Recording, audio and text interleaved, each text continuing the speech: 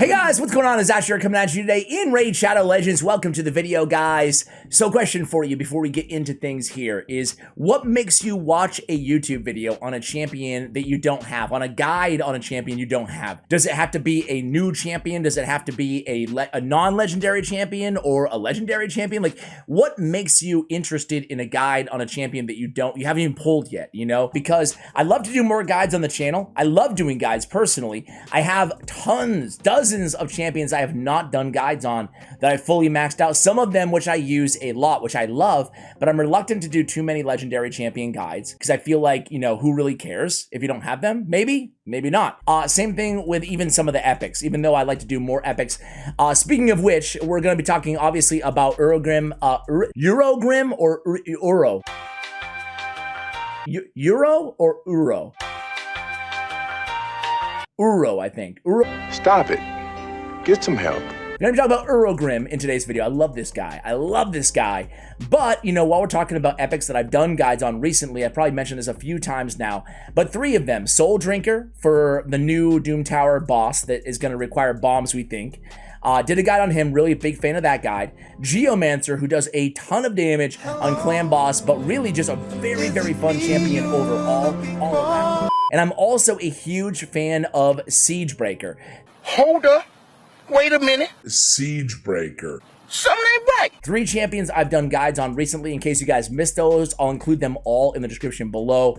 I'm a big, like, all 3 of these epics are 3 of my faves, personally, you know? Okay, so let's talk about the man of the hour, Urogrim. Urogrim is a fantastic champion, guys, for a number of different reasons. Not only is he one of the best poison lairs inside the entire game now, kind of Bad L Steelskull-esque in his kit, but he also will allow a bunch of players to farm food while also farming Dragon's Lair, because he can basically solo Dragon 24. I like to include him with another champion, a support like Syl the Drakes, but he's going to help out a lot of people in that regard as well. We'll talk about that in today's video and more. On his A1, he's a 3-time hitter, perfect for Giant Slayer. This is his only damage dealing ability. It doesn't deal a ton of damage, so I'm not building him out with a 100% crit rate. All his damage is coming from either Giant Slayer procs from his Masteries or from all the poisons that he's putting down. On his A2, it's kind of Steelskull-esque. It's single target, which kind of sucks, but it is a full cleanse and a great heal on a 3-turn cooldown. On the A3, though, this is the Bad L-esque ability. Now, Bad L's Malice, his A2, has 2 poisons on all enemies, a full cleanse of your entire team, and 2 continuous heals on all allies. This one, we don't have the cleanse. We do have the 2 big versions of continuous heal, both on a 3-turn cooldown, but on this ability, we have 3 poisons instead of 2. Now, overall, Malice is still a better ability, but this is an epic champion. An epic champion who's bringing a bunch of poisons onto his A1 as well, and these can be 50% land rate on every single hit once we utilize the sniper ability, Mastery, once that procs. So he has a great healing ability. He has more great healing abilities on his A3. He has poisons, 3 poisons on a 3-turn cooldown on his A3. And then he has potentially 1 to 3 more poisons, well, depending on your luck, right, on his A1. And he has a speed in all battles aura by 20%. Man, granted, he is a void epic, so I'm not saying void epics are that easy to get, but he really has a legendary kit. There's no doubt about it. In terms of Masteries, again, I mentioned it before, but a lot of his damage, outside of the poisons, which will be the majority of his damage, is going to come from Giant Slayer. So most importantly, pick up Giant Slayer Mastery on this champion as your tier 6 option. I would definitely pick that over Eagle Eye in almost every circumstance, unless you're only going to use him for PvP, but he's not the best PvP champion out there. I think that he's a great PvE kind of support carry and, boss champion, anti-boss champion, specifically Clan Boss or Dragon. All right, or Nether Spider or Ice Golem. We'll talk about all of that in today's video. So Eagle Eye, I'm passing there. I'm not trying to stack his accuracy to, 600 for PvP. So Master Hexer to extend the duration of his poisons, and also Sniper to synergize with that A1. Increase the chance of placing any debuff from skill by 5% on that A1, so it takes it up to, again, a 50% chance to land at the A1. In terms of artifacts, we're looking at speed, we're looking at accuracy sets. I'm a big fan of perception on this champ. I can see how you fall in love with this. I have 3 perception sets. I've mentioned it before, guys, but it's so important that you use your faction war crypt keys every day. Not just for the glyphs, that's great, but also for the bloodstones that are going to allow you guys to forge perception artifacts. Perception is such a good artifact set. I'm even prioritizing building out a bunch of level 40 and 50 champions on my free-to-play account so I can, farm bloodstones from the faction wars to to forge more perception artifacts. So perception, highly advisable for this champion. When we look at his total stats here, guys, he's not the most difficult champion to build because I don't really care too much about crit rate and crit damage. I only care about speed, accuracy in his base stats, his support stats, defense, and HP. So as long as I have, enough defense to tackle whatever area of the game I'm handling, end game, I'm looking at over 3,500 defense, I'm happy, okay? And as long as his HP is decent. So we have, I was just looking for speed out of his banner. I had enough accuracy thanks to the 3 perception sets to get away with going with defense on the banner. Of course, accuracy on the banner is going to be the go-to for most of you guys, I would assume, on this champion. After that, we're just looking for defense, looking for accuracy, really. Crit damage is all right, especially for building him with some crit rate, but I prefer, again, defense or HP on the amulet, defense or HP on the ring. We have defense, percentage on the gauntlets. We also have HP percentage on the chest. That can be mixed and matched. Nothing wrong with going HP, or defense. Usually people would prefer defense. Speed, definitely going to be a necessity on the boots on this champion. And again, we talked about the stats that I really care about on this guy. Overall, a very good champion. Dragon Lair, he has a 5 so far in the ratings. Let's go ahead and use him in the Dragon's Lair because this is a game changer for folks out there who, again, are at the point where they're starting to think about, okay, I want to start hitting 2 birds with 1 stone. So when we talk about Dragon's Lair, Dragon 24, the best place to farm in terms of energy, optimization, and efficiency in the game, we would take a team like this. What were you expecting? We have Scylla of the Drakes, we have Urogrim. Urogrim and Scylla of the Hello? Urogrim and Scylla of the Drakes, right? You would take those 2, pair them together. I have Scylla of the Drakes in a regeneration set, right, to help her keep herself alive. And I have her built with low crit rate as well. The damage here in this fight is all coming from the poisons, primarily, of Urogrim. So let's go ahead and pretend that we're farming food here as well. So let's just put, couple incubuses and a cold tart in there. These are my food champions. On my multi-battles, I would just do this. Instead, it doesn't matter if I'm taking a little bit longer here. This might take me 3 or 4 minutes to get done, but it doesn't matter. It's all about efficiency. Sure, you're not going to get as much experience on these food as you were if you were just strictly farming campaign, but it's not about that. It's about you're going to be farming Dragon's Lair anyway for lifesteal and speed and accuracy sets and more. So why not farm food at the same time? Your food will die. The only bummer with running a Scylla of the Drakes on a team like this, she's going to be reviving them and kind of wasting a turn in that regard, but it's not the end of the world. It's not going to really add a bunch of time to the overall duration of the fight, but you're going to see that the poison is going to be doing the brunt of the damage here once we get into the flow of things and once we're not provoked every single round. So here's the poisons on the A1, and then Scylla Drake coming in. He's going to be healing himself as well, so helps to have the stuns landed by Syl. But once we get into the rhythm here, again, you're going to see that it's going to be pretty easy for these 2 champions just to carry here, right? He's going to auto into his A3, so keep that in mind, which makes a lot of sense. That's the ability you pretty much always want to. You don't have to go in and mess with his AI customization, is what I'm trying to say, right? He's landing all of those poisons. He's giving you your own team the continuous heal to start every fight. It's a great way to start fights, right? Poisons on the A3 and continuous heal on all allies for 2 turns. So I'll come back to you at the dragon, and then you'll see this team really start to move. Look at all those poisons. Be right back. All right, guys, so now we're at the dragon, and as I'm doing this battle, I thought about just cutting it all and restarting it, but I'm just going to say it right now. Because of these annoying revivals and then causing him to use his A2 more often on these annoying revivals, I think it'd be better just to have Apothecary or have just a healer non-reviver as a tandem with him. It's just going to add a little bit of time. It's not going to affect the run, but it's going to add a little bit of time to the run because of all these revivals and extra heals, you know? But either way, look at this dragon. He's going to chop this dragon down just off of all of these poisons. So that was his A2 there, again, getting that heal onto Coldheart. But look at the alacrity at which he places all of these poisons onto the dragon. I said it in the intro, but I was not exaggerating. He is one of the best poison layers inside the entire game. Very, very cool champion to be added. And look at how much damage all these poisons do to the dragon.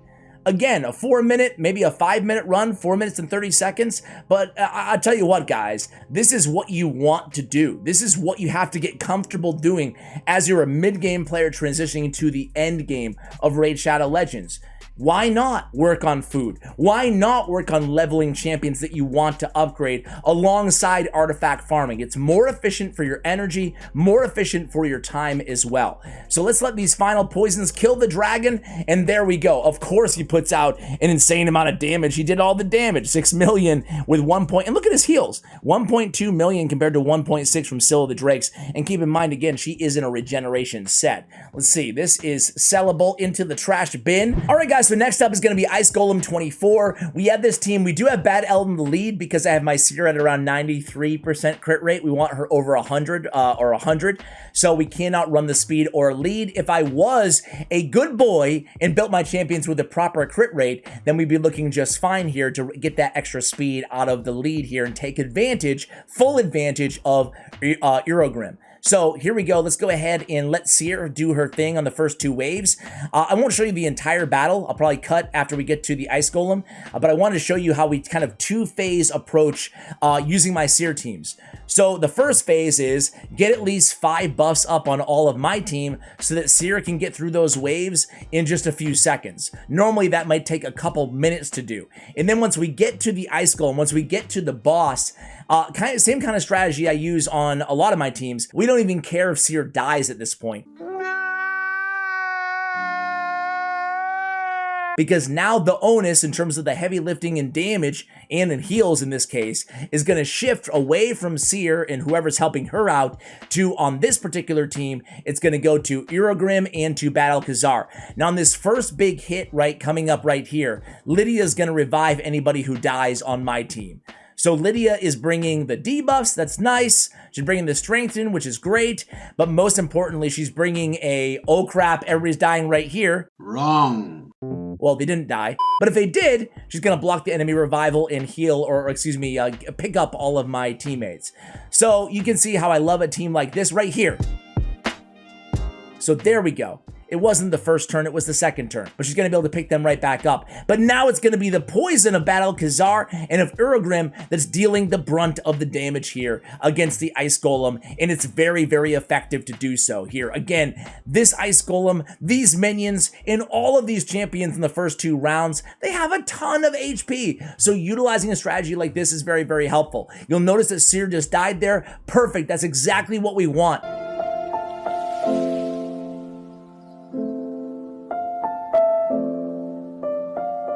We don't mind if she dies because we want to keep these continuous heals on us now to keep us alive throughout the remainder of the battle. We don't want her removing all those buffs, especially against the Ice Golem on stage 24 or 25. So once this round of poison goes off, I think it will be GG's. Let's see.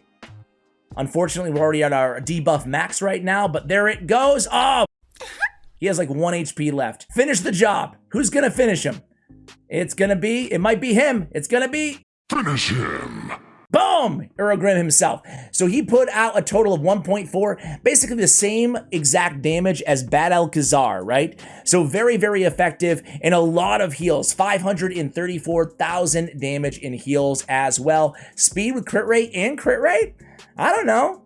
I guess I'll keep him and see if I get a double crit rate roll, right? Why not?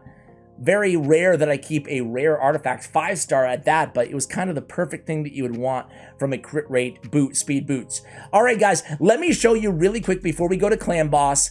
I won't show you the entire thing, but I also use him on Secret Room 5 in Doom Tower. Granted, a very, very good team. I'm not sitting here telling you anything less. However, it's champions from the Urogrim tribe faction only. I put him on the same team as Siege Hulk. I love both of these champions and a few OP legendary champions. And now we have an incredibly fast and incredibly effective team here. What I want to do is I want to make sure that I don't burn all of my strong AoE attacks on the very first wave here because I'm not sure. So let's just go in with the A1 of Biggin here. So he has one of his abilities up for round 2. These champions are difficult and there's so many man-eaters, I think, on every wave of this secret room that it can be a long battle if you get all those unkillables up. That's the reason why we are keeping this, don't know. Okay, that's his A1. That's good. All right, we're good. All right. False alarm. Notice something about this team. You might be going, Ash, who cares? They're all OP legendary champions. And granted, you're absolutely 100% correct, but he's the only support on this team, you know? Urogrim is the only healer on this team, which is really cool. He can basically do all that heavy lifting with the continuous heals, and his poison damage really does add up as well. I'll come back to you guys at the end of this secret room, and then we'll go into Clan Boss. All right, guys, so again, not bad at all, right? Urogrim comes through with 265,000 damage, out-damaging Gurgle the Augur, and of course is the main healer, the main support on this team, 437k total healing. And by the way, guys, Siege Hulk, what a beast! 529 and our main debuffer on this team as well, decreased defense. All right, guys, we're going to end with a quick Clan Boss run. I'm going to put him in the Aura lead because why not? I didn't have one previously. It is a bad affinity matchup, but let's just have some fun and see how this team does. So I'm going to come in here. And again, he's not speed tuned appropriately. It is Nightmare, by the way. We just defeated Ultra Nightmare, so I want to help the team out. And let's see. So we're going to go A3 to start things off. And again, that's going to start with the continuous heals and the poisons. We're going to go in with the, the shame here is that, Bad Alcazar, I mean, I don't want to compare him to one of the best legendaries in the game, but it's hard not to given the similarity in the Malice and the A3 of Urogrim. But obviously we're putting out way more poison damage here with Urogrim, but having that cleanse to cleanse off the stuns if you don't have block debuffs is obviously very advantageous with Bad Alcazar. But it's not all about comparing those two champions, right? In terms of Steelskull, he doesn't have the decreased or the increased defense like Steelskull has, but he does have some of those heals. In fact, more heals and certainly way more poisons than Steelskull. So he's kind of a hybrid in my mind between those two champions, as I mentioned at the top of this video. So you can see, guys, look at that, 62k, that's a Giant Slayer proc, plus the poisons, plus, the 3 hits on the A1. What I'm going to do is come back at you guys. I don't think you need to see the entire Clan Boss battle. I'll come back at the end. We'll see the turtle stats and see how he's, see how much healing he puts out. More importantly, how much, total damage from all these poisons is he going to be able to lay on the Clan Boss. Stay tuned. Be right back. All right, guys, so not too bad. 88 million total damage. Not too bad, I say, considering we do have 2 Spirit Affinity champions here in Valkyrie and Iron Brago. But you can see that Urogrim just holding his own there to almost 30 million total damage. All those poisons really adding up quite nicely. Also boasting almost 7 million in total heals, even more than, well, everybody else, including a Riho Bone Spear. So guys, I hope you enjoyed this guide, this champion guide on Urogrim. Do you agree with me? Is he as good as I'm making it out to be? I think he's going to change the game for a lot of people out there, not just for Clan Boss, but also for a variety of the more challenging dungeon levels to help you kind of clear those plateaus, or to even help you, again, farm food inside Dragon's Lair. That's going to do it for today's video. Thank you for watching all the way till the end, guys. I appreciate you, and as always, take care, guys.